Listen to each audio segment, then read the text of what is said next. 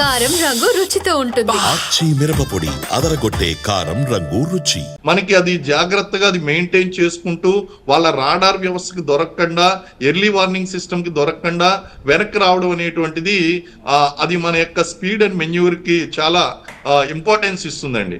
అదేవిధంగా తిరిగి రావడం అనేటువంటి టైంలో కూడా వాళ్ళు మనల్ని చేస్ చేయలేకపోయారు.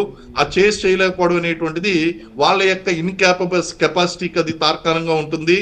ఇలాంటి ఆపరేషన్స్ ఎప్పుడు కూడా మినిట్స్ ఆఫ్ టైంలోనే చేయవలసి ఉంటుంది, గంటల సమయంలో చేయడానికి లేదండి. వాళ్ళకి రియాక్షన్ అనేటువంటిది ఇవ్వకూడదు.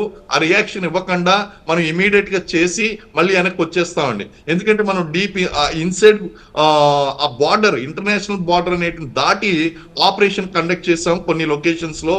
అలాగే పిఓకే, ఆబ్వియస్లీ మనం పిఓకేలో ఎప్పుడైనా సరే దాడి చేసేటువంటి కెపాసిటీ మనకు ఉంది. ఈ అవకాశాన్ని ఇచ్చింది ఎవరు అంటే పాకిస్తానే ఇచ్చిందండి. కారణం ఏంటంటే ఈ రోజు వాళ్ళు ప్రకటించుకుంటున్నారు, ఇండియన్ ఆర్మీ మా యొక్క స్థావరాల మీద దాడి చేసింది అంటే it is a clear cut proof. It is clear cut proof that Pakistan is supporting terrorist organizations. అసలు ఆ టెర్రరిస్ట్ ఆర్గనైజేషన్స్ లష్కర్-ఈ-తైబా స్థావరాలు పాకిస్తాన్ లో ఎందుకు ఉన్నాయి, ఇంకా ఉన్నటువంటి స్థావరాల మీద కూడా దాడి చేస్తాం. ఫస్ట్ ఆఫ్ ఆల్ దాని మీద దాడి చేశాము అని ఒప్పుకోవడమే వాళ్ళు టెర్రరిస్టు సంస్థలకి మేము మద్దతు ఇస్తున్నాం అని చెప్పేసి ఇండైరెక్ట్ గా ఒప్పుకోవడం అండి. ఇలాంటి టార్గెట్స్ అన్ని కూడా మన Indian air force precision target ప్రకారం వాళ్ళు చేస్తూ ఉంటారు.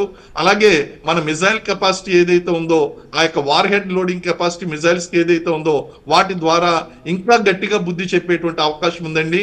ఎందుకంటే ఇప్పుడు వాళ్ళు దీన్ని వార్ గా కన్వర్ట్ చేస్తున్నారు. మన ఉగ్రవాదం మీద చేస్తున్నటువంటి ఫైట్ ని వాళ్ళు వార్ గా డైవర్ట్ చేస్తున్నారండి. వార్ గా డైవర్ట్ చేస్తే అది నష్టం పాకిస్తాన్ కి ఉంటుంది. కారణం ఏంటి అంటే ఇప్పుడు ఒక మిసైల్ వదిలినా లేదా ఒక సివిలియన్ ప్రాంతానికి వాళ్ళు నష్టం. మోటార్ షెల్లింగ్ ద్వారా ఆల్రెడీ జరిగింది.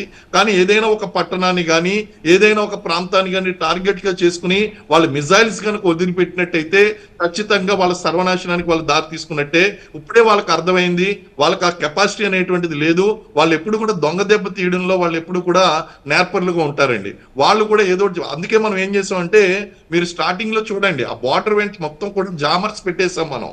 ఆ జామర్స్ పెట్టడం వల్ల పాకిస్తానీ ఎయిర్ క్రాఫ్ట్స్ యొక్క నావిగేషన్ ఏదైతే ఉందో అది పూర్తిగా కన్ఫ్యూజన్ అయిపోతుంది. వాళ్ళు ఎటువైపు వెళ్తున్నారు అనేటువంటిది అర్థం కాదు.